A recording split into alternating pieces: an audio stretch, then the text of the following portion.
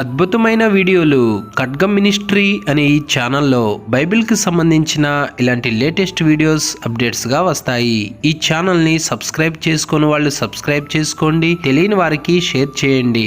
ఇవి Sunday school పిల్లలకును, విశ్వాసులకును, సేవకులకును బైబిల్ని అర్థవంతంగా చదవటానికి, బోధించటానికి కూడా ఎంతగానో సహాయపడతాయి. ఆల్రెడీ ఈ వీడియోలన్నీ ఈ ఛానల్లో రెఫరెన్స్ తో సహా వివరంగా ఉన్నాయి. చూడండి, బైబిల్ని అర్థవంతంగా చదవండి.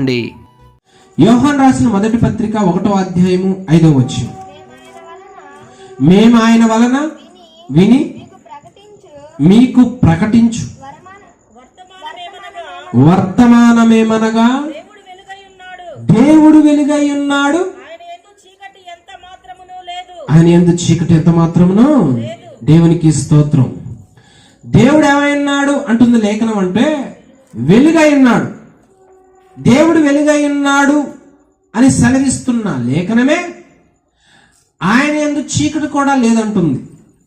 బాగా గమనించండి, వెలుగు ఎక్కడైతే ప్రత్యక్షం అవుద్దో, ఎటువైపు అయితే వస్తుందో అక్కడ వెలుగు లక్షణం ఏంటంటే మొదటిగా చీకటిని తరిమి కొట్టుద్ది.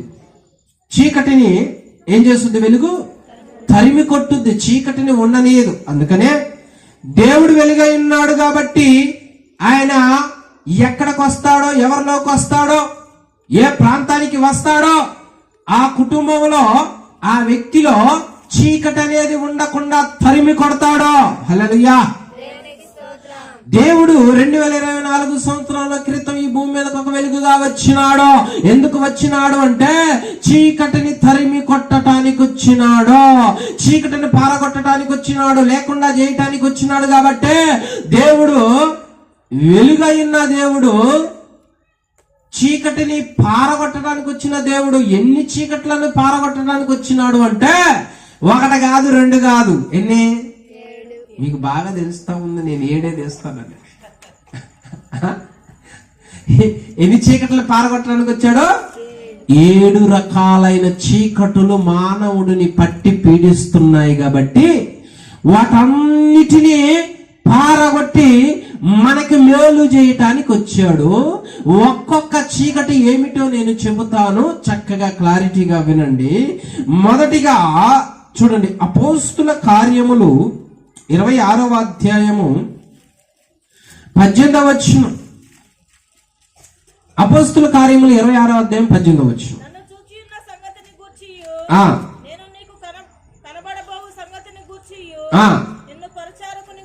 పరిచారకుని గాను సాక్షిని గాను నియమించుటకై కనబడి ఉన్నాను. నీవు లేచి నీ పాదములు మోపి నిలువుము. నేను ఈ ప్రజల వలనను అన్య జనుల వలనను హాని కలగకుండా నిన్ను కాపాడెదను. వారు చీకటిలో నుండి వెలుగులోనికి సాతాను అధికారము నుండి దేవుని వైపునకు తిరిగి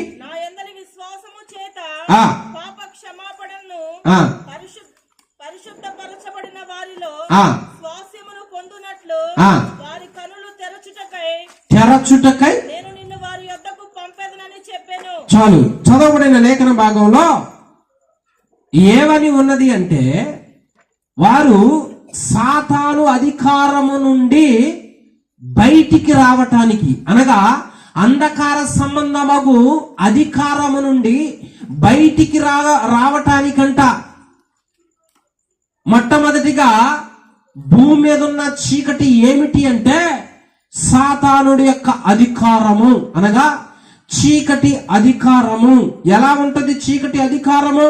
అమ్మా, సాతానుడి అధికారము, చీకటి అధికారము, అంధకార అధికారము. ఆదాముకి ఇచ్చిన అధికారమును సాతానుడు మోసగించి తాళాలు, అధికారము, ఈ భూలోక రాజ్యాలన్నీ వాడి స్వాధీనం చేసుకున్నాడు.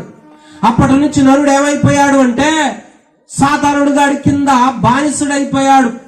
బానిసుడైపోయిన వ్యక్తిని సాతానుడు ఎన్ని విధాలుగా బంధిస్తాడు, శోధిస్తాడు అంటే అలనాడు యేసుక్రీస్తు వారు దేవాలయంలో వాక్యాన్ని బోధించుచుండగా అందరూ వింటున్నారు, కానీ ఒక్క ఆమె మాత్రమే నడుము వంగిపోయి ఉన్నది. ఒక్క ఆమె మాత్రం చక్కగా నిలబడటం లేదు, ఆమె తల చక్కగా ఉండటం లేదు. అలాంటి స్థితిలో ఉన్న ఆమెను యేసుక్రీస్తు వారు చూశాడు. యేసుక్రీస్తు వారు చూసి ఆమెను పిలిచాడు దగ్గరికి. ఆమెను పిలిచినప్పుడు వచ్చింది. ఎలా వచ్చిందో తెలుసా? నడుము వంగిపోయి ఉన్నదంట. అంటే ఎన్ని సంవత్సరాల నుంచి బాధపడుతున్నామా? ఎన్ని సంవత్సరాల నుంచి? 18 సంవత్సరాల నుండి నడుము వంగిపోయి ఉన్నది. ఎవరు చేస్తున్నారంట ఈ పనిని? లేఖనములో లూకాసు సువార్త 13వ అధ్యాయము 16వ వచనం. ఎవరు చేస్తున్నారు ఈ పని? ఇదిగో 18 ఏండ్ల నుండి సాతాను బంధించిన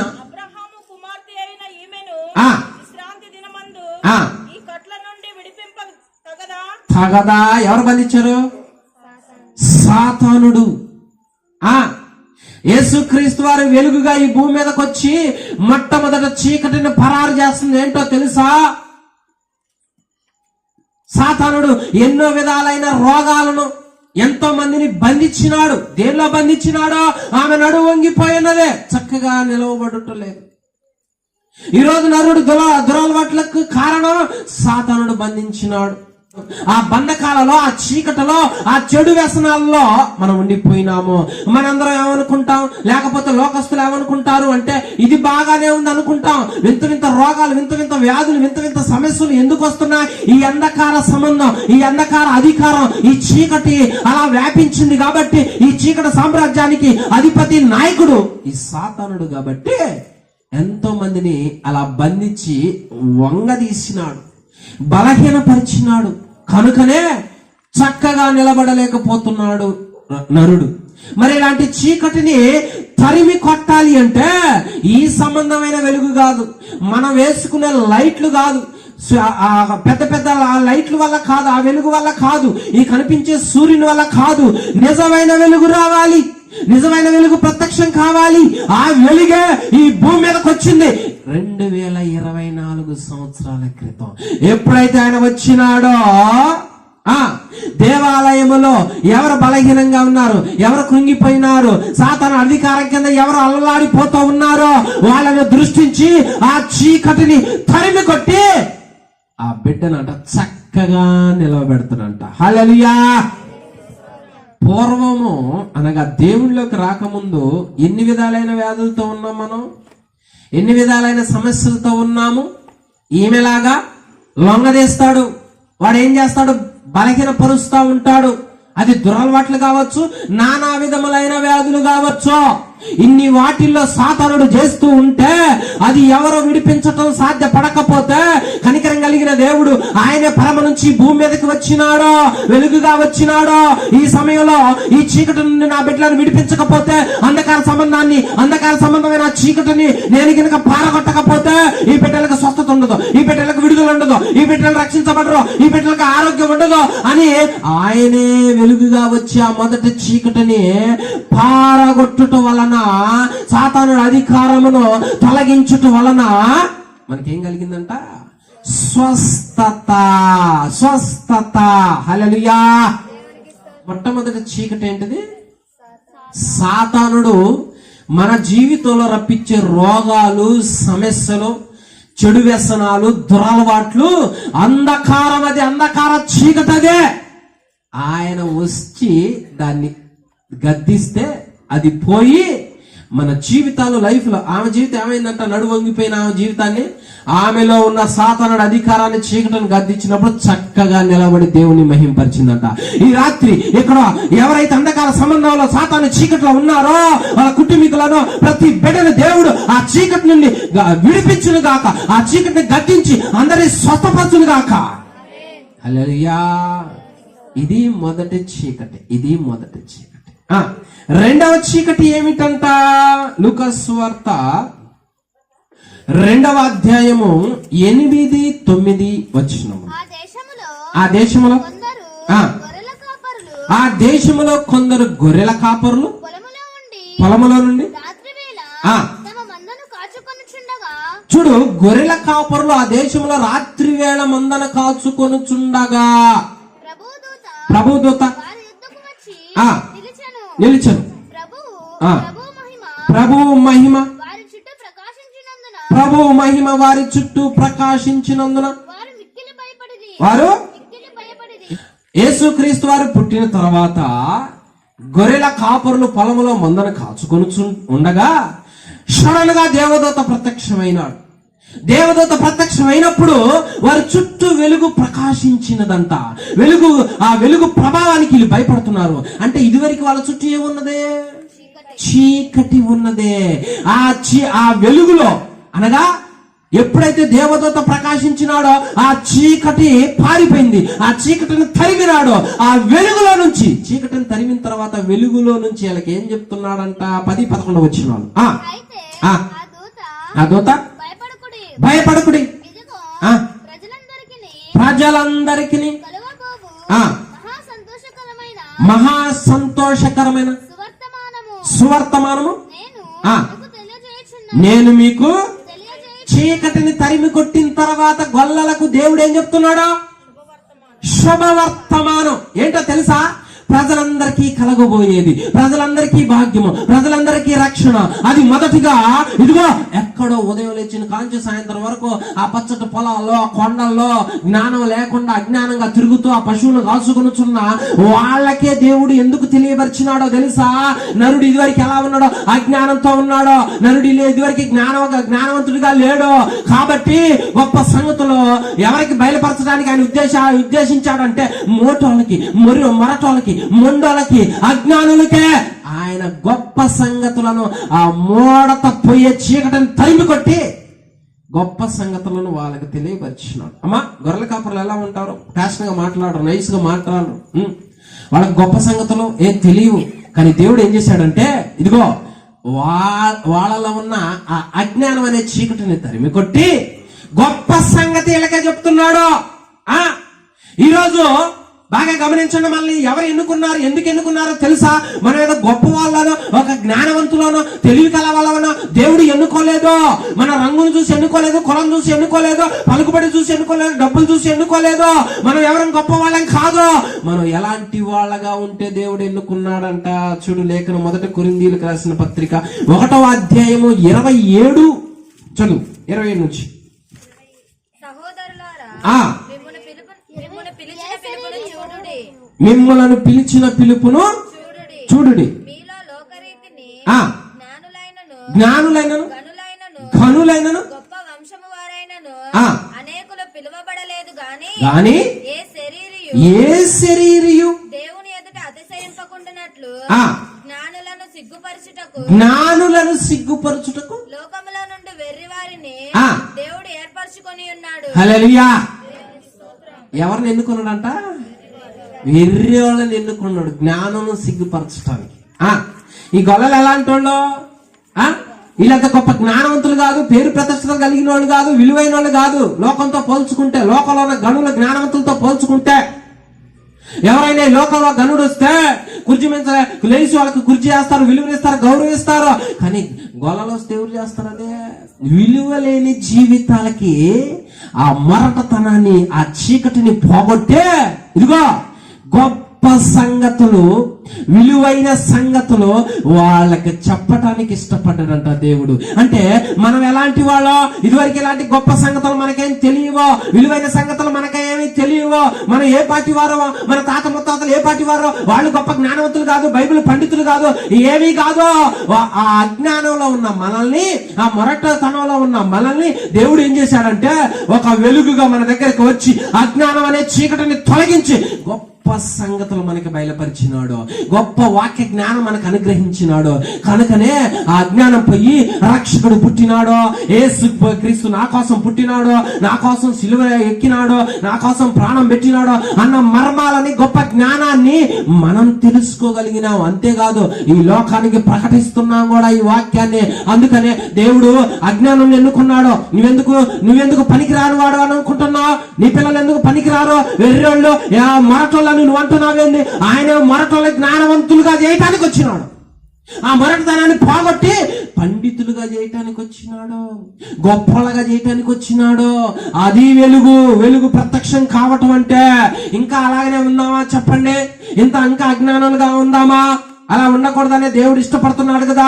జ్ఞానం సిగ్గుపరచుటకు వెర్రి వాళ్ళని ఎన్నుకున్నాడంట దేవుడు. వెర్రివాడి దగ్గర ఏముంటది? పిచ్చి ఉంటది, పిచ్చి మాటలు ఉంటాయి, చెడు మాటలు ఉంటాయి, చెడు వ్యసనాలు ఉంటాయి. ఆ వ్యక్తిని ఎన్నుకున్నాడు. ఎందుకో తెలుసా? ఆ వెర్రితనం అనే చీకటిని తరిమి కొట్టే గొప్ప సంగతులు తెలియపరుస్తా ఉన్నాడు. హల్లెలూయా. లేకపోతే ఈ మైకి తీసుకుని వాక్యం చెప్పటం నా వల్ల ఏమైద్దమ్మా, నేనే పాట ఉన్నా అసలు అది వరకు నాకేం ఇదేం లేదు. మా అమ్మ భక్తి పొర్రాలేం కాదు, బైబిల్లో మా నాన్న మా తాత ముత్తాతలేం భక్తి పొరలేం కాదు. ఆ అజ్ఞానములో చీకటిలో పుట్టి ఇలా ఎవరన్నా మైకుతో వాక్యం చెబుతుంటే ఎగతాలు చేసుకునేవాడిని నేను మా ఇంట్లో. అల్లెలి అనుకున్నాను. చూడు ఆ బ్యాచ్ చూడని నేను ఎగతాళి చేశా. మా వాళ్ళు అట్లా పెంచారు. ఎలా పెంచారో? తెల్ల వస్త్రాలు వేసుకుని ఎవరన్నా పాస్టర్ గారు వస్తే ఆ పాస్టర్ గారిని చూసి అది కదుగు ఆయన పాట ఎట్లా పెడుతుంటా, ఎప్పుడు వీళ్ళకి ఏం పని లేదు, అది అదుడు ముడమ పాలాగా ఉంటది, ఎప్పుడు తెల్లసేరే ఈ నెల బతుకులు అని నేను ఎగతాళి చేశా. నేనేమనుకుంటున్నానంటే గొప్పోడిని జ్ఞానవంతుడు నేను అనుకున్నా. దేవుడు ఏమంటున్నాడంటే నేను గొప్పోడు కాదు, జ్ఞానవంతుడు కాదురా, చీకటి అలుముకున్న మొరటోడివే, చీకటి అలుముకున్న అజ్ఞానివే, కనికరించి నేనే వెలుగుగా నీ దగ్గరకు వచ్చి ఆ చీకటిని తొలగించి గొప్ప సంగతులు నీకు నేను బయలుపరుస్తున్నానని బయలుపరిచినప్పుడు ఆ సత్యాన్ని తెలుసుకుని మైకు తీసుకుని మీ అందరి ముందుకు వచ్చి చెబుతున్నా. హల్లెలూయా. ఇక్కడ బిడ్డలు కూడా చెబుతున్నారు. ఈ సత్యం ఎవరికి తెలుసు? కాబట్టి ప్రతి కుటుంబంలో సత్యవంతులు లెగవాలా, ప్రతి కుటుంబంలో వాక్యాన్ని ప్రకటించే వాళ్ళు లెగవాలా. ఇంకా అజ్ఞానులుగా మనం ఉండిపోకూడదు. దేవుడి పక్షాన్ని నిలబడాలా, అజ్ఞానం తొలగిపోవాలా, అజ్ఞానం అనే చీకటి పోవాలా, పండితులు లేవాలా, జ్ఞానవంతులు లేవాలా. దేవుని పక్షాన గొప్ప బైబిల్ పట్టుకుని ప్రకటించే వాళ్ళు లెగవాలని దేవుడు ఆశపడి, ఇదిగో ఈ లోకం నిన్ను వెర్రివాడు అనొచ్చు, ఈ లోకం నిన్ను మొరటోళ్ళు అనొచ్చు, నీ పిల్లలు తిరిగిపోతులు తాగుబోతులు అనొచ్చు, అలాంటి వాళ్ళని పిలుచుకున్నాడు దేవుడు. ఎందుకో తెలుసా? గొప్ప జ్ఞానవంతులుగా నిలబెట్టడానికి, గొప్ప సంగతులు వివరించడానికి. ఆ అజ్ఞానం అనే చీకటికి తొలగిపోవాలి. అందుకు దేవుడు ప్రకాశించినాడు ఈ లోకములో. హల్లెలూయా. రెండవ చీకటిని ఏ చీకటి తరివాడు? రెండవదిగా అజ్ఞానం అనే చీకటిని తరిమినాడు. అమ్మా, అజ్ఞానం అనే చీకటి. మూడవదిగా ఏ చీకటిని తరిమినాడు? ఆ వెలుగు. 1 యోహాను 2:9-10 వెలుగులో ఉన్నానని చెప్పుకొనుచు తన సహోదరుని ద్వేషించువాడు అంటే ఇదివరకు మనం ఎలా ఉన్నా బాగా గమనించండి. వెలుగులో ఉన్నానని చెప్పుకునేవాడు తన సహోదరుని ద్వేషించువాడు. ఇప్పటి వరకు మనం ఏమనుకుంటాం? ఇదివరకు మనం ఎలాంటి వాళ్ళం? మనం ఏమనుకుంటామంటే ఇదివరకు నరహంతకులం కాదు, మనం పరిశుద్ధులమే అని అనుకుంటాం. అంటే మాలో వెలుగుంది అనే తత్వం కలిగిన వాళ్ళం. కానీ ఈ రోజుల్లో ఆస్తుల దగ్గర అన్న తమ్ముడికి, తల్లి కుమారులకి, తండ్రి కుమారులకి విభేదాలు వస్తున్నాయి. అంటే ప్రేమలు లేవు. ఒకరికొకరు గౌరవించుకొని ప్రేమించుకొని ఒకరికొకరు యోగక్షేమాలు చూసుకునే స్థితి లేవు. కొట్లాడుకుంటా ఉన్నారు, డబ్బుల దగ్గర తగాదలు ఆడుకుంటున్నారు, పొలాల దగ్గర. అదిగో అనేకమైన విషయాలలో విభేదాలు ఏర్పడతా ఉన్నాయి.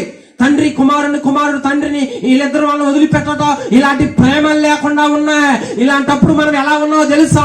సహోదరుని ద్వేషించే వాళ్ళలాగుండి మేము వెలుగులో ఉన్నాం. చాలా మంది ఏం చేస్తున్నారు? మా తల్లిదండ్రులకు అన్నం పెట్టకుండా ఎక్కడ వదిలిపెడుతున్నారు? ఎందుకు ఇదంతా జరుగుతుందో తెలుసా? ప్రేమలు లేవు మనకి ప్రేమలు లేకుండా ఉండడం నరుడు. చూసావా? నరుడు ఏమంటున్నాడు అంటే, ఇదిగో నీ సొంతం ద్వేషిస్తావు, శత్రువుని ప్రేమించవు, నీ తల్లిదండ్రులు ద్వేషిస్తావు. ఒక ఇంట్లో ఇద్దరు ఉంటే పెద్దోడికి డ్రెస్ కొంటే చిన్నోడికి డ్రెస్ కొనకపోతే వీళ్ళిద్దరి మధ్య విభేదాలు వస్తా ఉంటాయి. ప్రేమలేయి నాన్నకేగా కొనదని తమ్ముడు అనుకోడు, నా తమ్ముడికే కొనదని అన్న అనుకోడు. ఆస్తుల దగ్గరకు వచ్చేసరికి నాన్నకేగా ఇచ్చిన తమ్ముడు అనుకోడు, తమ్ముడికేగా ఇచ్చిందని అన్న అనుకోడు. ప్రేమలు లేవో. ఇలా ఉన్న మనిషి అంతా నేను బాగానే ఉన్నాడు అనుకుంటున్నాడు, కానీ ప్రేమలు లేని చీకటి కమ్ముకొని ఉన్నారు మనుషులు. ప్రేమ లేని అజ్ఞానులుగా ఉన్నారు మనుషులు. ఇలాంటి ప్రేమ లేని తత్వం కలిగి ఉన్నారు. కాబట్టి దేవుడు ఏం చేశాడు అనుకున్నా? ఆ తత్వాన్ని, ఆ చీకటిని ఆయన తరిమి కొట్టడానికి వచ్చినాడు. ఇప్పటికి కూడా ఎన్నో విభేదాలు ఉన్నాయి, ఎన్నో కొట్లాట్లు, ఎన్నో పాత కక్షలు. చాలా మంది గొడవ ఆడుకుంటారు. ఆ గొడవ ఆడుకుని వాళ్ళతో సమాధానం ఉండరు. ఆ సమాధానం విభేదం పెరిగిపోతా ఉంటది. మనస్సులో కక్ష, పిల్లలకి కక్ష, తరతరాలు నూరిపోస్తున్నారంటే ప్రేమ లేదు. నేను అడుగుతున్నా, ఎంతకాలం బతుకుతాం ఆ కక్షను మనసులో పెట్టుకుని, ఆ ద్వేషాన్ని పెట్టుకుని ఎంతకాలం ఉంటామో? నరుడి జీవితం ఏ పాటిదే? విసర వెళ్ళి మరలా రాని గాలి లాంటిది. మరి ఏం కట్టకపోవాలని? వాళ్ళకి బావద్దా, వాళ్ళ పక్కన చూడొద్దా, వాళ్ళ దాన్ని పెడితే తినొద్దా? ఇయే నూరిపోయండి పిల్లలకి, నూరిపోయారు. ఈ కాలంలో ఉన్నవాళ్ళు ఎంతకాలం బ్రతకాలని అనుకుంటున్నా? ఈ కక్ష ఎంతకాలం ఉంచుకుంటావు నీలో? తెల్లవారితే ఇంకో గంటకి ఎవరు ఉంటారో తెలియదు. ఊపిరి మీద ఆధారపడే నరుని దేవుడు ఏమంటున్నాడంటే, చూడండి ఏమంటున్నాడు, చూడండి. యోహాను సువార్త 13:34 ఏమంటున్నాడు? యోహాను సువార్త 13:34 మీరు ఒకరినొకరు ప్రేమింపవలనని మీకేం ఆజ్ఞిస్తున్నాను? మీరు ఒకరినొకరు ప్రేమ కలిగి ఉండండి అంటున్నాడు. ఇది అమ్మా ఇది బైబిల్ దగ్గర ఒక బిందె పట్టుకుంది అనుకో, ఇక ఏమి లేదు, సాపించి సదరలు చేయటం. ఏం ప్రేమలమ్మా, ఏందమ్మా ఇవన్నీ? నరుడు ఎలా బ్రతుకుతున్నాడో తెలుసా? ప్రేమ లేవు, సహించే తత్వం లేదు. ఎలా ఉన్నారు అంటే, ఎవరి స్వార్థములతో వాళ్ళు మునిగిపోయి ఉన్నారో, ఎవరి కుటుంబాన్ని వాళ్ళు పోషించుకునేటట్లుగా ఉన్నారో. ఇంత స్వార్థంగా ఉంటే చీకటి అలుముకున్నదంట అక్కడ. ప్రేమ లేనివాడు దేవుని ఎరగడో, దేవుని చూచిన వాడు కాదో. ఆ చీకటి బంధకాలలో ఉన్నాడో. అతని కక్షతో, అతను శపించే నాలుకతో, అతను దేశించి శాపించే ఆ మనసుతో ఉన్నాడు గనక ఆ చీకటిని సాతాను గడ అట్లా అలిమేశాడు. ఎప్పటికి కూడా చూసుకో, ఏంది పాత కక్షలో వాళ్ళకి గొడవ, అవునన్నట్టు అన్నదే, ఇదిగో ఏనన్నట్టు అన్నడం. ఏంటిది? 50 సంవత్సరాలు ఎవరు బతుకుతున్నారని బాండ్ రాసుకొని రాలా. పోనీ ముసలాళ్ళ దాకా బతుకుతూని బాండ్ రాసుకొని రాలా. ఎప్పుడు ఏం జరుగుద్దో మనకు తెలియదు. కానీ దేవుడు అంటాడు, నీ సమయం ఎప్పుడు వస్తుందో తెలియదు కాబట్టి బ్రతికున్నంత సేపు కూడా అందరినీ ప్రేమించటం, సమాధానంగా ఉండటం, క్షేమాన్ని కోరుకోవటం చెయ్యే. ఇది దేవుడు మనకి చెబుతున్న మాట. అదివరకు నరుడు అలాగా లేడు. ఆ చీకటిని తొలగించి ఆయన ఏం చేశాడు అంటే, ఆ చీకటిని తరిమి, బిడ్డా ఇక నేను చెప్తున్నా, ఒకరినొకరు ప్రేమ కలిగి ఉండండి, ఒకరికొకరు ఐక్యత కలిగి ఉండండి, సహవాసం కలిగి ఉండండి, యోగక్షేమాలను తలచుకోండి, విభేదాలు వంచవద్దు, పాత కక్షలు మనసులో పెట్టుకోవద్దు. ఈ కక్షలు లేని మనస్సు జీవితం దేవుడు ప్రేమ కలిగిన వాళ్ళు అంటానికి ఆధారం అన్నమాట. ప్రేమ కలిగి ఉండండి అని చెబుతున్నాడు అంటే, ప్రేమ ఏం చేస్తుందంట అసలు కలిగి ఉంటే? చూడండి అమ్మా, ఏం చేస్తుందంట? రోమిలికి రాసిన పత్రిక 13:10 ప్రేమ పొరుగోడికి అంటే పాలలో నీళ్లు పోయినేదో. ఏందమ్మా ప్రేమ? మనం దేవుడి బిడ్డలం అయితే ప్రేమ కలిగి ఉండండి అంటున్నాడు. ఎందుకు ప్రేమ కలిగి ఉండండి అంటున్నాడు అంటే, ప్రేమ ఏం చేస్తుంది? పొరుగోడికి వడ్డీ డబ్బులు ఇలేదని దుమ్మెచ్చిపోయారు. అర్థమైందా? శాపించరు, వాళ్ళను కొట్టరు, వాళ్ళ పరువులు బజారుకి ఏడ్చరు, నోరు పారేసుకోరు. ప్రేమ అది ప్రేమ. కీడు తల పెట్టవద్దు. నోట్లో కూడా కల్తీయే, బియ్యంలో కల్తీయే. చూడు, ప్రేమలు లేవు. అందుకనే ప్రేమను నేర్చుకో, నా ఆజ్ఞను పాటించు. నువ్వన్నా నాకు నా బిడ్డగా ఉండు అని దేవుడు ఈ లోకానికి వెలుగుగా వచ్చి ప్రేమించటం నేర్చుకో. పొరుగోడికి హాని తలపెట్టొద్దు, కీడు తలపెట్టొద్దు. నేనంటే ఇలాగ చూపించో. వెలుగు ఎవరికైతే ఉంటుందో ఆ వ్యక్తిలో ప్రేమ ఉంటుంది. శత్రు పిల్లలను కూడా, శత్రు వస్తువును కూడా ఎలా చూస్తాడు అంటే ప్రేమగా చూస్తాడు. అంటే మంచి మనసుతో చూస్తాడు. వాళ్ళ ఆపదలో ఉన్న ఆహారం అన్నా వాళ్ళకేం సహాయపడతా ఉంటాడు అన్నమాట. అంతే తప్ప ద్వేషాన్ని పెంచుకోడు. దేవుడు ఆ చీకటిని తరిమి కొట్టినప్పుడు ఈ మనసు వస్తుంది. అందుకే ఈ లోకానికి వచ్చినాడు, అందుకే ఈ లోకంలోనికి మనం తీసుకొని వచ్చినాడు. ప్రేమ లేవు. ఇతర అన్నదమ్ములు సమయంలో దేవుడి దగ్గరికి బలులు తీసుకుని వచ్చాడు. చిన్నోడు అర్పణ దేవుడు అంగీకరించాడు, పెద్దోడు అర్పణ దేవుడు అంగీకరించాల. అన్నకి తమ్ముడి మీద పట్ట పట్ట పట్ట పళ్ళు గురికి కోపం వచ్చింది. ఏం చేశాడమ్మా, నా తమ్ముడేలే, ఆహా ఎంత భక్తిపరుడు, నా తమ్ముడిగా అయినందుకు దేవానికి స్తోత్రం అనాల్సిన అన్నా ఈడుండబట్టే ఆయన బలి అంగీకరించాల. చూడు, ప్రేమలు లేవు. ఒకళ్ళకి ఒక పాట ఇచ్చి ఒకళ్ళకి ఇయ్యలేదనుకో, ఇక చూసుకో.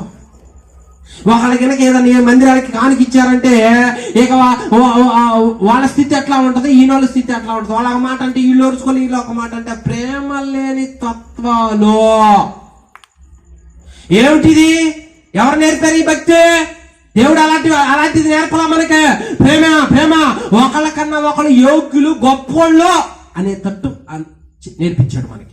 ఇంకా ఈ ద్వేషం, ఈ పగ మనలో ఉండకూడదు. మనం దేవుని బిడ్డలం కాబట్టి. ఒకవేళ అది ఉంటే ఇదిగో ప్రేమ లేని చీకటి మనల్ని అలుముకున్నది అని అర్థము.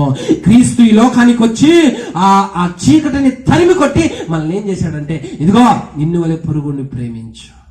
ప్రేమ పొరుగోడికి హాని తలపెట్టదు. ఈ రోజు చూడు, కళ్ళు తెరిస్తే అక్రమాలు, ఎంతో మంది చచ్చిపోతా ఉన్నారు. ఏమిటి నుంచి ఏ వార్త వస్తుందో అర్థం కావట్లా. నరుడే శత్రువు అయిపోయినాడో, నరుడు క్షేమం కోరట్లేదో, విభేదం, దేశం, పగ, అసూయతో ఉన్నారు కనుక దేవుడు అంటా ఉన్నాడో, అది ఉన్నంత కాలం చీకటి నిన్ను అలుముకున్నదే. ఆ చీకటితోనే ఉన్నా, ఆ చీకటితోనే ఉన్నావు. టికి బియ్యం వేస్తున్నావు, అందులో 2 కేజీలు లేవు, కంట్రోల్ బియ్యం కలుపుతాడు. ఏం చేయాలి మనం? తినే వాటిల్లో కూడా కల్తీ, పిల్లలు తినే దానిలో కూడా కల్తీ కలిపారంటే ప్రేమ లేదు. అందుకనే దేవుడు గొప్పవాడు గనక అది చీకటిని తొలగించి మనల్ని ఒకరినొకరు యోగక్షేమాలను కోరుకునేటట్లుగా, శత్రువైన అనారోగ్యంతో ఉన్న, బలహీనతో ఉన్న కన్నీరు గార్చి ప్రార్థన చేసేటట్లుగా దేవుడు మనకి నేర్పాడు. కాబట్టి ఈ రోజు ఎవరికైనా బలహీనం ఉన్నా, ఎవరైనా అనారోగ్యం ఉన్న, అప్పులతో ఉన్నాయా అనగానే మోకరించి ప్రభువా కనికరించయ్యా, కృప చూపని ప్రార్థన చేయగలుగుతున్నాం అంటే ఆ స్వార్థం చీకటి లేదు మనలో. అందుకే క్రీస్తుని నమ్మితే ఇలాంటి స్వభావ బుద్ధి అండి. క్రీస్తుని నమ్మితే ఇలాంటి ప్రేమ తత్వ బుద్ధి. అంతేగానే కొట్లాట్ల గొడవల్లోకి మేసం తిప్పడానికి, తొడగొట్టడానికి, కత్తులు చూపించడానికి, కారాలు ఊరటానికి కాదమ్మా. గాంధీనగర్ చరిత్ర మామూలుది కాదమ్మా. వాళ్ళ దెబ్బకు భయపడి మా ఊళ్ళు అందరూ పొలాలెంబడి వచ్చి దాక్కున్నారమ్మా. ఆ రోజుల్లో ఆడోళ్ళు కూడా, మా ఊళ్ళో ఆడుంటే ఆడోళ్ళు కూడా కారాలు కట్టుకొని రండి అనేవాళ్ళు. మా ఊళ్ళో ఒట్టి పిలుకోళ్ళ పొలాల్లో దాక్కునేవాళ్ళు. ప్రేమలే ఎంతమంది చచ్చిపోయారో తెలుసా? ఎంతో మంది చచ్చిపోయారు. కాబట్టి ప్రేమ తత్వాన్ని దేవుడు మనకు నేర్పినాడు. హల్లెలూయా. తర్వాత 4వదిగా ఎలాంటి చీకటి తొలగించిన నిర్గమకాండం 10వ అధ్యాయము 22, 23 వచ్చిన త్వరగా. మోషే ఆకాశం వైపు తన చేయి ఎత్తినప్పుడు ఐగుప్తు దేశమంతయు 3 దినములు గాఢాంధకారమైన.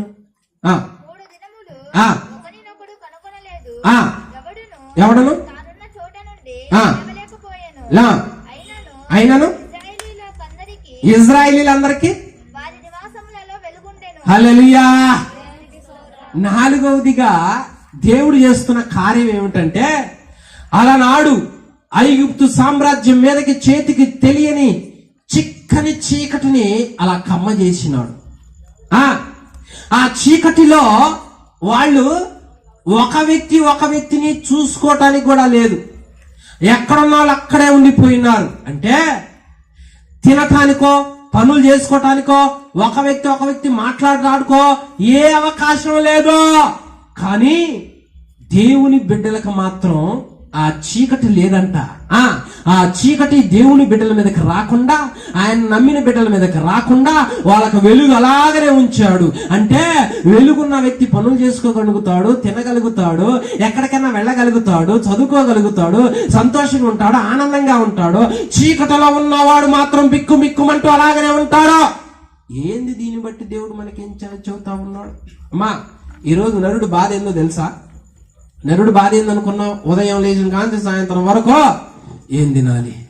చీకట్లో ఉన్నవాళ్ళలాగా. చీకట్లో ఉన్నవాడు అదే, వామ్మో ఏం తినాలి, ఏం కట్టుకోవాలి, ఈ కుటుంబం ఏంది, ఈ పిల్లలు ఏంది, నా జీవితం ఏంది, ఒక డబ్బు లేదు, ఒక నగలు లేదు, బ్యాంకులో బ్యాలెన్స్ లేదు, పట్టు చీరలు లేవు, గొప్ప ప్యాంట్లు లేవు, వాళ్ళు చూడు అట్టేది ఎప్పుడు ఈ దిగులే ఎలా బ్రతకాలి, ఏమి తినాలి. ఇలాంటి వ్యక్తులు దేవుడు అంటున్నాడు, ఐగుప్తు దేశంలో చీకట్లో ఉన్నట్లుగా, వాళ్ళు ఎటు కథ లేకుండా తినలేనట్లుగా ఉన్నట్లుగా దేవుడు ఏమంటున్నారు, అలా ఉన్నారు వీళ్ళు అంటున్నారు. మనలో ఎవరికైనా ఈ ఆలోచన కలిగిందనుకో, దేవుడు ఏమంటాడంటే, ఇదిగో నువ్వు ఎప్పుడు ఏం తినాలి, ఎప్పుడు బ్రతుకు తెరువు కోసం, డబ్బు కోసం, సుఖం కోసం, తిండి కోసం, వస్త్రాల కోసం, ముచ్చట్ల కోసం, హ్యాపీ కోసం, జర్నీల కోసం, ఫంక్షన్ల కోసం, ఎక్కడ పడితే అక్కడికి దేనికి పడితే దానికి ఆలోచించుకుంటూ ఉంటే మనం ఎక్కడ ఉన్నామా అంటే చీకటిలో ఉన్నాము అని అర్థం. చీకటిలో ఉండి బాధను అనుభవిస్తున్నాం, ఎలా బ్రతకాలి అని.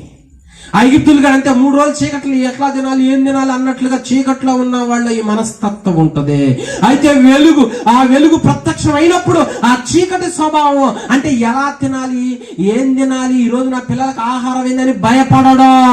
ఎందుకంటే ఆ భయం అనే చీకటిని దేవుడు తొలగించినాడు గనక, ఆ బ్రతుకు తెరువు లేని తత్వాన్ని దేవుడు తొలగించినాడు, ఆ చీకటిని పారగొట్టినాడు గనక వెలుగున్న వ్యక్తి ఎలా ఉంటాడో ఇప్పుడు చూడు. వెలుగున్న వ్యక్తి ఎలా ఉంటాడో మత్తయి సువార్త 6:31-33. ఆ భయం అనే చీకటి తొలగిపోతే వెలుగు వస్తే ఎట్లా ఉంటాడు మనిషి?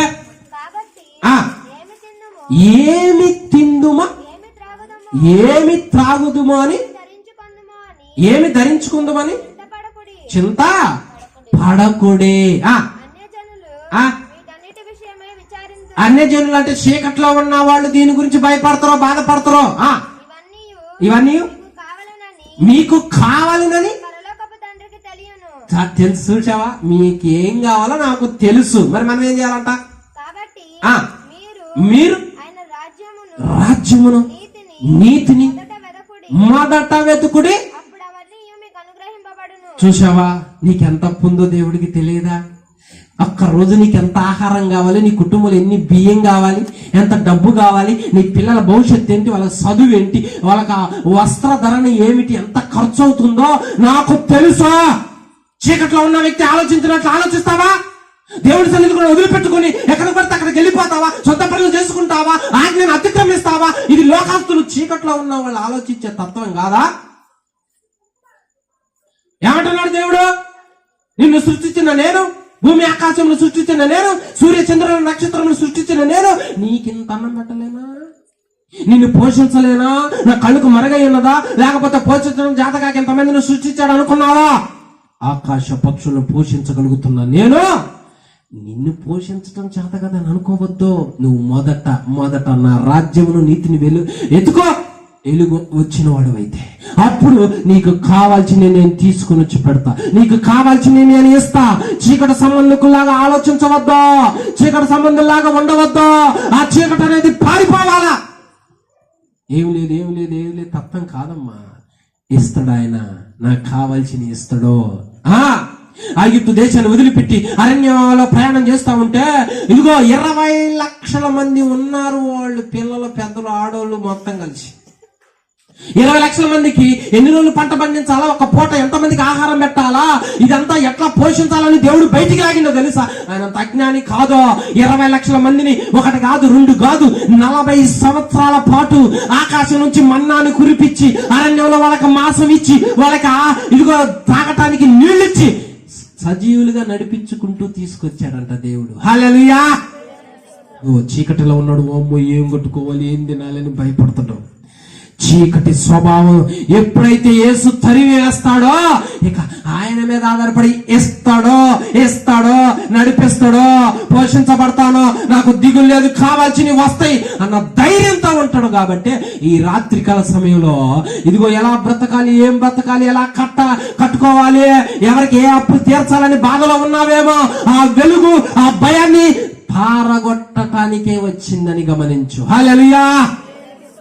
ప్రతి కుటుంబంలో ఉన్న ఈ ఆర్థిక అవసరతలు అనే భయాన్ని, చీకటిని దేవుడు తొలగించునుగాక. ఆమేన్. ఇక దేవుడి మీద భారం వేసి ధైర్యంగా ఉండు, నీకు రావాల్సిన ఆయన ఇచ్చుకుంటా పోతాడు. ఎన్ని రకాల చీకట్లు ఉన్నాయి? ఎన్ని రకాల చీకట్ల గురించి చెప్పేప్పుడు 4 రకాల చీకట్లను ధరిమిందంట వెలుగొచ్చి. అవి వెనక లేనంత కాలం నరుడు అయోమయం గందరగోళంలో ఉన్నాడు. 5వ చీకటి ఏంటంటే అపోస్తుల కార్యములు 9వ అధ్యాయం 3వ వచనం. 5వ చీకటి అపోస్తుల కార్యము 9వ అధ్యాయం 3వ వచనం. అతడు ప్రయాణము చేయొచ్చు. దమస్కు దగ్గరకు వచ్చినప్పుడు అకస్మాత్తుగా ఆకాశం నుండి ఒక వెలుగు అతని చుట్టూ ప్రకాశించెను. అకస్మాత్తుగా ఆకాశము నుండి ఒక వెలుగు అతని చుట్టూ. చూడు, అపోస్తులైన పౌలు గారు దమస్కులో ఉన్న ప్రార్థన చేస్తున్న వాళ్ళందరినీ కొట్టి బంధించి చెరసాలలో వేయటానికి బయలుదేరాడు. ఆ రోజు అతడు దమస్కు ప్రాంతానికి అనగా ఎంట్రన్స్ లోకి రాగానే అకస్మాత్తుగా ఆకాశం నుండి ఒక గొప్ప వెలుగు అతని చుట్టూ ప్రకాశించిందంట. అంటే ఇదివరకు ఎట్లా ఉన్నాడు ఆయన? చీకటిలో ఉన్నాడు. బాగా గమనించు. ఎప్పుడైతే ఆ వెలుగు అతన్ని తాకిందో, వెలుగు అతని చుట్టూ ప్రకాశించిందో, చీకటి అతని నుంచి తొలగిపోయిందో, ఇప్పుడు చీకటి పోయిన వ్యక్తి 5వది ఏం చేస్తున్నాడు చూడండి. 9వ అధ్యాయము 11వ వచనంలో ఏం చేస్తున్నాడు ఆయన? అతడు ప్రభువా ఇదిగో నేనున్నాను నేను. అందుకు ప్రభువు నీవు లేచి ఇన్నని కనబడిన వీధికి వెళ్ళి యూదా అనువాని ఇంట తార్సు వాడైన సౌలు అనువాని కొరకు విచారించుము. ఇదిగో అతడు ప్రార్థన చేయుచున్నాడు. ఏం చేస్తాడా? ఒక వ్యక్తిని దేవుడు వెలుగులా తాకింది, చీకట పోయిందంటే అర్థమైందో తెలుసా? ఆ వ్యక్తి ఏం చేస్తాడమ్మా? నిద్రపోతాడు. ఏం చేస్తాడా? చెప్పలేదమ్మా, ఎదురుమతలు చెప్పలేదు. నేను మెదలకున్నా. ఒక వ్యక్తిని దేవుడు దర్శిస్తే చీకటి పోతే ఏం చేస్తాడో? ప్రార్థన చేస్తాడు. ఇక అక్కడి నుంచి అది వరకు ఆ చీకటి ఏం చేస్తుందంటే ప్రార్థన. నువ్వు ఏదైనా ప్రార్థన చేయమాకు, అది నాకు ఇష్టం ఉండదు అంటుంది. నువ్వు దేవుడితో మాట్లాడటం నాకు ఇష్టం ఉండదు బిడ్డ. నువ్వు మందిరానికి పో, వాక్య విను, మెదలకుండా ఉండు. నువ్వు ప్రార్థన మాత్రం చేయొద్దు అనగానే నిజమే, ఇంకా చెప్పడానికి చేద్దాంలే, ఇంకా 5 నిమిషాలకి చేద్దాంలే, ఇంకొక అరగంటకి చేద్దాంలే, ఇదిగో వీళ్ళని పంపించి చేద్దాంలే, ఈ పని చేసుకొని చేద్దాంలే, ఒట్టిదే అట్లా అనుకుంటాం కదా. వాడు చేయలేడు. ఈ చీకటి అలుముకుంటే కుటుంబంలో ప్రార్థన ఉండదు, కుటుంబంలో ప్రార్థన చేయలేము, శరీరం లోబడాలని ఆశపడ్డా వాడు చెయ్యనీయడో, ఎవరో ఒకరు రప్పిస్తా ఉంటాడో, ఏదో ఒక ఆలోచన పుట్టిస్తా ఉంటాడో, ప్రార్థనకు అంతరాయం కలగజేస్తా ఉంటాడో. ఆ సీరియల్ ఎప్పుడు ఆగిపోవు గనక వాటి దగ్గరే కూర్చోవాల్సి వస్తుంది. మళ్ళీ అడుగు ఇటు సీరియల్ దగ్గరకు వచ్చిండు, ఏళ్ళ మమ్మల్ని వదిలిపెట్టండి ఆయన. అర్థమైందా? ప్రతి కుటుంబంలో ప్రార్థనా పరులు లెగవాలి, ప్రార్థనా పరుడు కావాలి. ప్రార్థనా పరుడు ద్వారా అద్భుత కార్యాలు జరుగుతాయి. కాబట్టి ప్రార్థన లేని ఇళ్ళు చీకటిలో ఉన్నాయి అని అర్థం. ప్రార్థన చేయని ఇళ్ళు చీకటి అలుముకుంది అని అర్థం. ఆ సాతానుడు ఆవరించాడు, వాడు అధికారంలో ఉన్నారు. అది వరకు అలా ఉంటే దేవుడు ఏం చేశాడంటే ఆ చీకటిని, ప్రార్థన చేయకుండా చేస్తున్న చీకటిని తరిమి కొట్టాడంట. ఒక వెలుగుగా వచ్చి ఇక కూర్చొని ప్రార్థన చేస్తాను. పౌలు చేస్తాడు. అది వరకు లేదు అట్లా హింసించటం, కొట్టడం, ఎదురైతే చంపటం. అది వరకు ఆ తత్వం లేదు. ఇప్పుడు నిజమైన వెలుగు ప్రత్యక్షమైనప్పుడు ఇక మోకరిస్తా ఉన్నాడు, కన్నీరు గారుస్తా ఉన్నాడు. దేవుడే చెబుతా ఉన్నాడు, ఇదిగో ఆ చీకటిని బారగొట్టా, ఇక అతను ప్రార్థన చేస్తున్నాడు చూడు అని అననీయ అని ఆయనకి చెబుతున్నాడు. ఎవరికి చెబుతున్నాడు? అననీయాక హల్లెలూయా. ప్రార్థన ఇదిగో అది వరకు అతను ప్రార్థన చేసేవాడు కాదు, దేవుడి సన్నిధిలో నిలబడేవాడి కాదు, దేవుడికి మొరపెట్టేవాడు కాదు, కన్నీరు కార్చేవాడి కాదు. అతని జీవితంలో దేవుడి సన్నిధిలో ఉండి అయ్యా నన్ను క్షమించనే తత్వమే లేదు. కానీ ఆ తత్వాన్ని సాతానుగాడు అట్లా చేశాడు కాబట్టి దాన్ని తరిమి కొట్టి నా బిడ్డ నా సన్నిధిలో ఉండి కన్నీళ్లు విడుస్తూ తండ్రి అని నన్ను మనస్ఫూర్తిగా పలకరించేటట్లు, మొరపెట్టేటట్లు నేను చేయటానికి భూమి మీదకి వెలుగుగా వచ్చానడు దేవుడు. హల్లెలూయా. ప్రార్థన ఎంత గొప్పదో తెలుసా? గొప్పది ప్రార్థన. ఆ ప్రార్థనా పరుడికి అనేకమైన గోడ రహస్యాలు తెలుసు. 33:3 ఇర్మియా గ్రంథం. ప్రార్థన చెయ్యి అని ఎందుకంటున్నాడో తెలుసా? ప్రార్థన చెయ్యాలి అని ఎందుకంటున్నాడో తెలుసా? ఆ ప్రార్థనలోనే కొన్ని దాగి ఉన్నాయి. ఏంటయి? నాకు మొరపెట్టుము అంటే, నాకు మొరపెట్టుమంటే ప్రార్థన చెయ్యుమో నేను నీకు ఉత్తరం ఇచ్చేదను. నువ్వు గ్రహింపలేని గొప్ప సంగతులు, నీవు గ్రహింపలేని గొప్ప సంగతులను, గూఢమైన సంగతులను నీకు తెలియజేతును. హల్లెలూయా. ప్రార్థన చేయటం అంటే అర్థం ఏందో తెలుసా? గ్రహింపలేని సంగతులు. ఇప్పుడు ఈ బలహీనత ఎందుకుంది, ఈ రోగం ఎందుకుంది, ఈ సమస్య ఎందుకుంది, నాకేం అర్థం కావట్లేదు అని ప్రార్థన చేస్తే, ఇదిగో ఇందుకు అది ఉంది అని చెప్తాడు దేవుడు. ఇందుకు ఈ సమస్యకి పరిష్కారం ఇది అని ఆయన నోరు విప్పుతాడు. సాతానుగాడు మనము దేవుడితో మాట్లాడటం వాడికి ఇష్టం ఉండదు. తండ్రికి మనకి, దేవుడికి మనకి ఒక ఆఘాతాన్ని, ఒక చీకటిని పెట్టడం వాడి ఉద్దేశం. ఈ చీకటిలో మన సమస్యలను ఎలా జయించాలో మనం అర్థం కాక తడబాటు కావాలి, మన సమయం వృధా కావాలని వాడు ప్లాన్ చేస్తాడు. అందుకే కనికరించి దేవుడు ఒక వెలుగుగా వచ్చి ఆ చీకటిని తరిమి కొట్టి, ఇక ప్రార్థన చేయి బిడ్డ, నేను వింటా నీ ప్రార్థన అనేటట్టు చేశాడు. అందుకే ఇప్పుడు మనం ప్రార్థన చేస్తున్నాం. లేకపోతే అదివరకు చేసినాం, అదివరకు ప్రార్థన పరులమా, ఒక నడిపింపు రాదు, చేయాలని ఉన్నా. కాబట్టి ప్రార్థన చేయి. ప్రార్థన చేయని తత్వం అనేది ఏళ్లలో ఉండకూడదు. ఉంటే అది చీకటి అలుముకున్నది అని అర్థం. ఇదిగో అతడు ప్రార్థన చేయుచున్నాడని చెబుతున్నాడు. మన గురించి కూడా చెప్పాలా? ఇదిగో నా వెలుగు దర్శించిన తర్వాత, వెలుగు వచ్చిన తర్వాత అతడు మోకరిస్తున్నాడు, అతడు ఏడుస్తున్నాడు, కన్నీరు విడుస్తున్నాడు, పశ్చాత్తాపడుతున్నాడు అని మనతో దేవుడు చెప్పాలా? ప్రేమ కలిగిన దేవుడు ఈ లోకానికి వెలుగుగా వచ్చి మనందరి చేత ప్రార్థన చేపిస్తున్నాడు. గంటల తరబడి ప్రతి బిడ్డ ప్రార్థన చేయునుగాక. ప్రతి కుటుంబంలో ఇలాంటి ప్రార్థన చేయకుండా ఆపే సాతాను చీకటిని వెలుగుగా దేవుడి రాత్రి వచ్చి తరిమి కొట్టునుగాక. హల్లెలూయా. ఎన్ని చీకట్లు తరివాడు ఇప్పుడు? 5 చీకట్లు వెళ్ళిపోయినాయా? ఇంకా రావద్దు, అసలు మన ఇళ్లలోకి రావద్దు, అసలు ఎప్పుడు రాకూడదు. ఇంకా అప్పులో లాగా ఎప్పుడు రాకూడదు.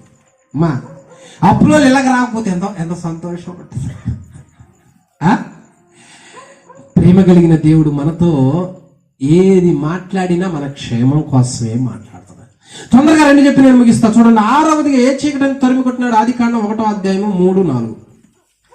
ఆదికాండం 1వ అధ్యాయం 3-4.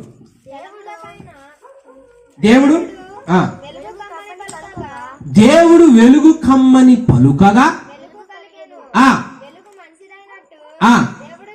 చూడు, వెలుగు మంచిదైనట్టు దేవుడు చూచెను.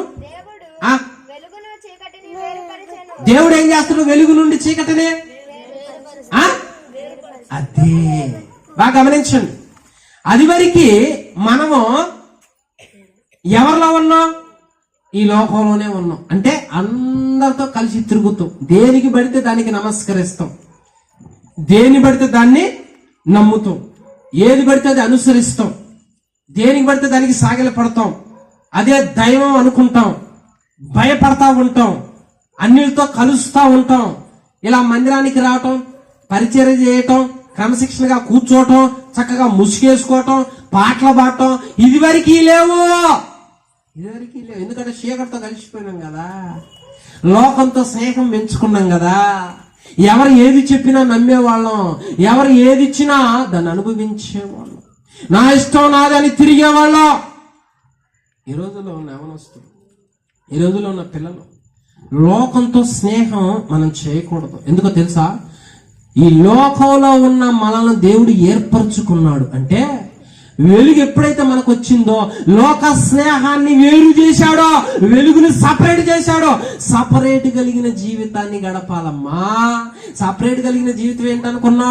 ఇదివరకు కలిసి తిరిగాంగా, కలిసి తాగాంగా, కలిసి ఆడాంగా, కలిసి అన్ని చేశాంగా. ఇప్పుడు రావేంటి అంటే, అది వరకు చేసా కలిసి, ఇప్పుడు అది కాదు, నేను వేరు, సపరేట్.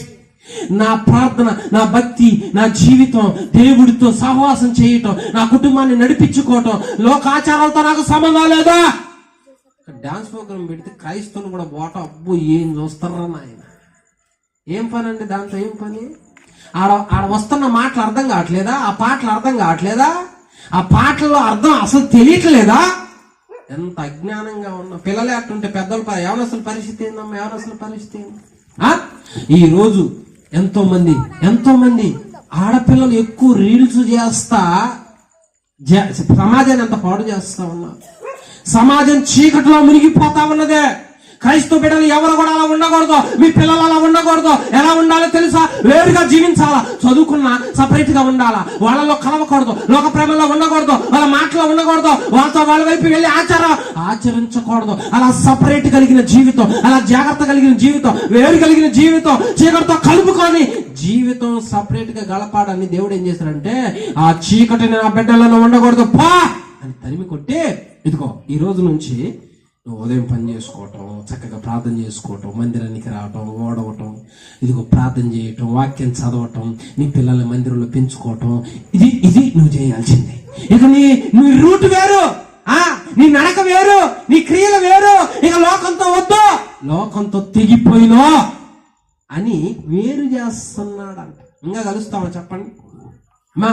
ఇంకా కలుస్తామా? కొనాలి. ఇల్లు కడతాను పాస్టర్ గారు, రైట్, మంచిది, ఇల్లు కడతాను.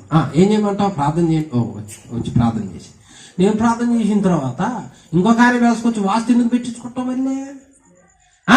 ఇంకొక ఆయన తీసుకొచ్చి శంకుస్థాపన ఎందుకు చేయించుకుంటాం మళ్ళీ? ఇదేంది చీకటితో ఎందుకు కలుపుకున్నా? చీకటి ఎందుకు వచ్చింది మళ్ళీ? వాళ్ళెవరు చెప్పటం ఏంది వాస్తులని? నరుడు బ్రతికేది ఎందుకు? దేవుడి బిడ్డ వెలుగొచ్చినాడు దేనికి బ్రతకాలి? ఆయనకు భయపడి బ్రతకాలే. కత్తిల్లు కట్టిన గుమ్మడికాయ పెట్టు, గుమ్మడికాయతో దిష్టి పోయే కాడికి ఏసై ఎందుకు ఇంకా రావటం భూమి మీదకి? చూడండి, చాలా క్రైస్తవ కుటుంబాలు చీకటితో పరమేసుకున్నాయి. వేరు కలిగి జీవించు, వేరుగా ఉంచు. లోకం తన వారిని స్నేహిస్తుంది. నువ్వు నా బిడ్డవు కదా, నిన్ను వేరు చేసే కదా, నిన్ను సపరేట్ చేసుకున్నా కదా. నీ లైఫ్ ఏంది, నీ పిల్లలు ఏంది? అది వరకు పిలిచిన స్నేహితులు పిలిస్తే మళ్ళీ వాళ్ళని అటు ఎందుకు తరుగుతావు?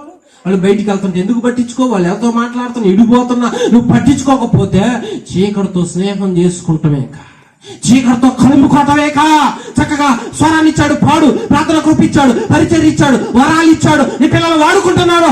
ఆ సపరేట్ అయిన జీవితంలో నువ్వు నడిపించి ఎంత బాగుంటది, ఎంత బాగుంటది. ఆ ఘనత వేరు, ఆ ప్రత్యేకత వేరు. కానీ క్రైస్తవులు ఈ రోజుల్లో మరలా చీకటితో కలుసుకొని, ఇదిగో ఇది సగం, ఇదిగో ఇది సగం. ఆయన అంతే చెబుతులే పాస్టర్, ఇల్లు కట్టినాక దిష్టి బొమ్మ పెట్టాలి. వమ్ము దిష్టి పెట్టకపోతే అందరూ మా ఇల్లు ఎడ తెచ్చి కట్టి నువ్వు అంటారు. దిష్టి బొమ్మ పెట్టాలా అమ్మా? దిష్టి బొమ్మ పెట్టాలా? ఏం చేసేది ఆ దిష్టి బొమ్మ? ఆ దిష్టి బొమ్మ కాదు, అది దెయ్యం తెచ్చి పెట్టుకుంటాం ఇంటికి. వెలుగు లేని జీవితాలవి, చీకటి అక్కడ ఉంది. దేవుడు ఏం చేశాడు? పూర్వం వీటన్నిటికీ భయపడ్డా.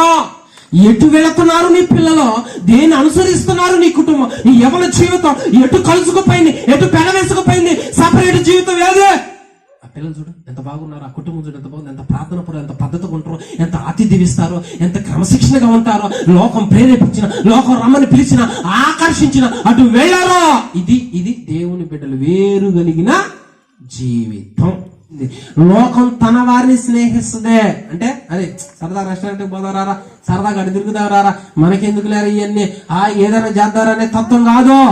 లోకస్తుడు లోకాన్ని స్నేహిస్తుడు. ఇప్పుడు నేను ఎవరైనా పిలిచారనుకో, అది వరకు ఇంక నేను అట్లా రాను, నాది అయిపోయింది, నేను పూర్తిగా మారిపోయా, ఆ జీవితం వద్దు, అక్కడ ఉండి అల్లాడిపోయాను, ఆయన బతికేవాడిని కూడా కాదు అని సపరేట్ గా జీవిస్తున్నప్పుడు నిన్ను బట్టి కొంతమందిని దేవుడు నడిపిస్తాడు. అందుకే అపోస్తుల కార్యములో 2వ అధ్యాయం 40 వచ్చింది. ఇంకా అనేక విధములైన మాటలతో సాక్ష్యం ఇచ్చి మీరు మూర్ఖులకు ఈ తరము వారికి. ఈ తరం వాళ్ళు ఎలాంటి వాళ్ళు? మూర్ఖులు అనమాట. ఎవరు చెప్పారు ఎండ్రు అనమాట. మీరు ఈ తరములో ఉన్న మూర్ఖులకి ఏమన్నాడు? వేరై రక్షణ పొందుడని వారిని హెచ్చరించారు. అదిగో చూడమ్మా, ఈ తరములో ఉన్న మూర్ఖులకు వేరుగా జీవించండి అంటున్నాడు, రక్షణ పొందండి అంటున్నాడు. అంతేగాని కలిసి తిరగనియదు అంటలా. మాట్లాడితే మాట్లాడచ్చు, తప్పులేదు. ఏదైనా ఫంక్షన్లకు పిలిస్తే మామూలుగా వెళ్ళొచ్చు, ఏది మామూలు ఫంక్షన్లకి. అంతేగాని ఇక వాళ్ళ తప్పుల్లో మనం కూడా చేతులు కలపటానికి వెళ్ళకూడదు. మనం సపరేట్ అయిపోయాము. ఎవరు నిన్ను ద్వేషించినా, దూషించినా, ఏదనుకున్నా, నేను వేరైపోయా కాదనుకున్నా అవన్నీ నాకొద్దా, ఇక నేను నా జీవితం నా దేవుడికి, నా కుటుంబం నా దేవుడికి అంకితం అని చెప్పినట్టు వెంటనే వేరైపోయిన భక్తి జీవించటానికి ఈ లోకానికి వెలుగుగా వచ్చి చీకటి నుండి మనల్ని వేరు చేసుకున్నాడంట దేవుడు. హల్లెలూయా. ఇక చివరి చీకటి ఏది తరిమాడో చూద్దాం. చూడండి అదే చివరి చీకటి. ప్రకటన గ్రంథం 21వ అధ్యాయం 2 చూడండి. ప్రకటన గ్రంథం చివరి చీకటి ఏంది? నేను నూతన ఆ ఆ పరిశుద్ధ పట్టణము ఆ తన భర్త కొరకు అలంకరింపబడిన ఆ పెండ్లి కుమార్తె వలె ఆ సిద్ధపడి ఆ పరలోకమందున్న దేవుని యొద్ద నుండి ఆ దిగి వచ్చుట చూచితిని. పరలోక పట్టణం దిగుతుందంట. ఇక పరలోక పట్టణం ఆ పట్టణం సిచ్యువేషన్ ఎట్లుంటది? 23 వచ్చును. ఆ పట్టణములో ఆ ప్రకాశించుటకై ఆ పట్టణములో ప్రకాశించుటకై సూర్యుడైనను చంద్రుడైనను దానికి అక్కరలేదు. ఆ దేవుని మహిమయే దేవుని మహిమయే దానిలో ప్రకాశించుచున్నది. దేవుని మహిమయే దానిలో ప్రకాశించుచున్నది. అక్కడ ఏముండదంట? సూర్యుడైనను చంద్రుడైనను దానికి అక్కరలేదు. అక్కర్లేదా? మరి ఏ వెలుగు ఉంటది అక్కడ? దేవుని మహిమయే దానిలో ప్రకాశించు. 25 వచ్చును. అక్కడ అక్కడ రాత్రి లేనందున గుమ్మములు ఆ పగటి వేళ ఏ మాత్రమును వేయబడవు. చూడు, ఇప్పటి వరకు భూ సంబంధమైన చీకటిని చూశాం. భూ సంబంధమైన చీకటి అనగా రాత్రి. రాత్రి మంచుకు వణికాం. రాత్రి మంచుకి ప్రయాణం చేశాం, అలసిపోయాం. కానీ దేవుడు పరలోక పట్టణం ఎలా ఉంటుందో తెలుసా? భూ సంబంధమైన చీకటి ఇక ఉండదు, కంటి కనపడే చీకటి ఉండదు. ఇక దీన్ని తరుముతున్నాడు ఆయన, దీన్ని లేకుండా చేస్తున్నాడు ఆయన. ఇక మనల్ని ఎక్కడికి తీసుకుని వెళ్తున్నాడు అంటే, ఇదిగో యుగ యుగాలు సూర్యుడైనను చంద్రుడైనను అంటే చీకటే లేని పరలోక పట్టణంలోనికి మనల్ని తీసుకెళ్ళటానికి ఆయన ఒక వెలుగుగా వచ్చాడు. హల్లెలూయా. తర్వాత ఈ భూమి మీద ఉన్న చీకటిని మనం చూడడం. ఇంకా ఇది ఉండదు. ఈ చీకటిని ఇప్పటి వరకు చూస్తున్నావు. నా కష్టాలు ఎప్పుడు పో, నా బాధలు ఎప్పుడు పోను, ప్రతిరోజు ప్రతి రాత్రి ఒక యుగంగా ఒక బాధగా ఎప్పుడు తెల్లారితే ఏం జరుగుద్దో అన్నట్లు ఉన్నావు. ఇక ఈ చీకటిని నేను లేకుండా చేస్తా ఉన్నా. ఈ చీకటి ఇక ఉండదు. నీ కంటికి కనిపించే ఈ చీకటిని నేను లయం చేస్తున్నా, తరిమి కొడుతున్నా. అవన్నీ తీసేసి ఎప్పుడు చీకటిని చూడని ఆయన పరలోకంలోనికి మనల్ని తీసుకుపోవటానికి వెలుగును తరిమాడంట. ఈ భూమి మీదకు చీకటిని తరిమే ఈ భూమి మీదకి వచ్చాడంట. హల్లెలూయా. దేవుని రాజ్యంలో చీకటే చూడని రాత్రులు దేవుని రాజ్యంలో చీకటే చూడని రోజులు మనం గడపాలి అని ఆశపడితే ఆయన్ని ఈ భూమి మీదకి ఆయన ఎందుకు వచ్చాడో ముందు మనం తెలుసుకోవాలి. భక్తి ఎలా చేయాలో తెలుసా? అజ్ఞానం అనే భక్తిని ఎప్పుడూ చేయకూడదు. మనందరం ఏం కోరుకుంటాం తెలుసా? ఇదిగో నా పిల్లలు, నా కుటుంబీకులందరూ ఇదిగో ఈ భూ సంబంధమైన కష్టాలు, బాధలు, ఈ చీకటి వీటిలోంచి విడిపించబడి ప్రశాంతంగా జీవించాలని నీకు ఆశ ఉంటే ఆయన ఎందుకు వచ్చాడంటే, ఈ చీకటి నీకు ఉండదు బిడ్డ, ఈ చీకటి బ్రతుకు ఉండదు బిడ్డ. నీ కంటి కనిపించి ఈ చీకటిని ఇప్పుడు చూస్తున్నావేమో, ఈ వెలుగుకి ఆ చీకటిని పారగొట్టే శక్తి లేదు. ఇక నువ్వు ఇది చూడవో, నిన్ను తీసుకుని వెళతాను, పరలోకంలో నిన్ను ఎట్లా ఉంచుతానో తెలుసా? కంటికి ఇక చీకటి చూడాలన్నా కనిపించిందా? కనిపించదు. ఎందుకో తెలుసా? దేవుని మహిమయే మన మీద ప్రకాశిస్తుందంట. హల్లెలూయా. ఈ చీకటిని కూడా తరుముతున్నాడు దేవుడు. ఈ చీకటిని కూడా లేకుండా చేస్తా ఉన్నాడు. ఆహా, అక్కడ నా పేరుంటే ఎంత బాగుంటుందో అని అనే ఆశ ఉంటుంది మనకి. అక్కడ నేనుంటే ఎంత బాగుంటుందో, నా పేరుంటే అక్కడ ఎంత బాగుంటుంది. నీకు ఆశ ఉందనుకో, మంచిది. ఆశపడ్డ ప్రాణాన్ని దేవుడు తృప్తిపరుస్తాడు. ఆశపడ్డ వ్యక్తి దాన్ని దక్కించుకునేంత వరకు ప్రయాణం చేస్తానే ఉండాలి. బాగా గమనించు. ఈ లోకంలోనే, ఈ చీకట్లోనే మన బ్రతుకులు అంతరించిపోవాలా? రక్షణ లేకుండా ఉండిపోవాలా? రక్షణ ఇంకెంతకాలం ఆలస్యం చేస్తావు? రక్షణ లేకపోతే ఇదిగో పాతాళం చీకటి అంటుంది లేఖనం, నరకం చీకటి అంటుంది లేఖనం. అక్కడికే వెళ్ళాల్సి వస్తుంది. ఆ చీకటి వద్దనే కదా ఆయన ఈ భూమి మీదకి వచ్చింది. మనకి నిత్యమైన వెలుగు ఉండాలేం కాదు, ఈ భూమి మీదకి వచ్చింది. ఆ వెలుగులోకి నీకు పయనించాలి అంటే ఈ భూ సంబంధమైన వాటికి దూరంగా ఉండి దేవుని వాక్య ప్రకారం నడువు. ఈ చీకటిని నువ్వు చూడవు, నీ కళ్ళకి కనపడనీయడా. మనందరం దేవుని రాజ్యంలో కనపడినప్పుడు ఎంత సంతోషం. ఒక్కళ్ళైనా కుటుంబంలో విడవబడితే ఎంత ఏడుపు, ఎంత బాధ. ఒక్కసారి ఆలోచించండి. ఒక్కసారి ఎన్ని చీకట్లు తరిమాడు? ఎన్ని చీకట్లో? 7 చీకట్లు తరమటానికి ఈ భూమి మీదకి వచ్చాడు ఆయన. అంటే ఎందుకు వచ్చాడు అనుకున్నావు? ఆయన క్రిస్మస్ కేకలు పెడితే ఏముంది, కేక్ కోసుకుని తింటే ఏముంది, ఇంట్లో వాళ్ళకి రక్షణ లేదు, ఇంట్లో చీకట్లు ఉన్నది, ప్రార్థన చేయట్లేదు ఎవరో. ఇంత భయంకరమైన వాతావరణం అలుముకుంది కాబట్టి ఈ రాత్రి ఏ చీకటి నీ ఇంటిని పట్టి పీడిస్తుందో అది తీసివేయ్యా, వెలుగుగా ఉదయించయ్యా, నువ్వు రాయా అని ప్రార్థన చేస్తే ఖచ్చితంగా దాని నుంచి దేవుడు నిన్ను విడిపిస్తాడు. ప్రార్థన చేసుకోగలుగుతావు, నీ కుటుంబాన్ని రక్షించుకోగలుగుతావు, సమస్తమైన దురలవాట్ల నుంచి, దెయ్యాల పీడల నుంచి, వాడి అధికారం నుంచి విడిపించబడతావు. నిత్య రాజ్యంలో ఎప్పుడు దేవుని మహిమను చూసే అవకాశం కలుగుతుంది గనక భూ సంబంధమైన ఆలోచనలు తీసేసుకో. ఏం బ్రతకాలి, ఎలా తినాలని బాధపడవద్దు. చీకటి ఆలోచనలో, చీకట్లో ఉన్న వాళ్ళు లోకస్తుల ఆలోచనలో నీకు కలిగిన దేవుడికి తెలుసు. ఆ వెలుగు వచ్చి ఆ ఆలోచన తొలగిస్తే చీకటిని నీకు సమస్తం దేవుడు సమృద్ధినిస్తాడు. ఈ రాత్రి ఇదిగో ప్రతి కుటుంబంలో ఉన్న చీకటిని దేవుడు గద్దించును గాక, తొలగించును గాక. ప్రతి కుటుంబంలో ఆ వెలుగు ప్రకాశించును గాక. ప్రతి రోగము, ప్రతి బంధకాలను దేవుడు తొలగించును గాక. ప్రార్థనా పరులను దేవుడు లేవనెత్తును గాక. ప్రార్థన చేసుకుందాం, తల్ల వంచండి. అందరికీ వందనములు. ఖడ్గం మినిస్ట్రీ వీడియోలకు సంబంధించిన బుక్కు ప్రింట్ అయి సిద్ధముగా ఉన్నది. మొదటి బుక్కు ఈ కనిపించే 30 అంశాల మీద ఉన్నది. కావలసిన వారు ఈ నెంబర్కు కాల్ చేసి ఆర్డర్ చేసుకొనగలరు. బైబిలులోని ఆదికాండం నుంచి ప్రకటన గ్రంథం వరకు ఉన్న 1126 కఠిన పదాలు రిఫరెన్స్తో సహా వాటి అర్థాలు గల బుక్కు కావలసిన వారు క్రింది నెంబర్లకు కాల్ చేయండి. ఖడ్గం మినిస్ట్రీ అనే ఈ ఛానల్ వీక్షిస్తున్న మీ అందరికీ మా వందనములు. ఈ ఛానల్లో బైబిల్కి సంబంధించి ప్రతి కఠినమైన పదాలకు అర్థాలు వస్తాయి. కాబట్టి ఈ ఛానల్ ను సబ్స్క్రైబ్ చేయండి, లైక్ చేయండి, కామెంట్ చేయండి, షేర్ చేయండి.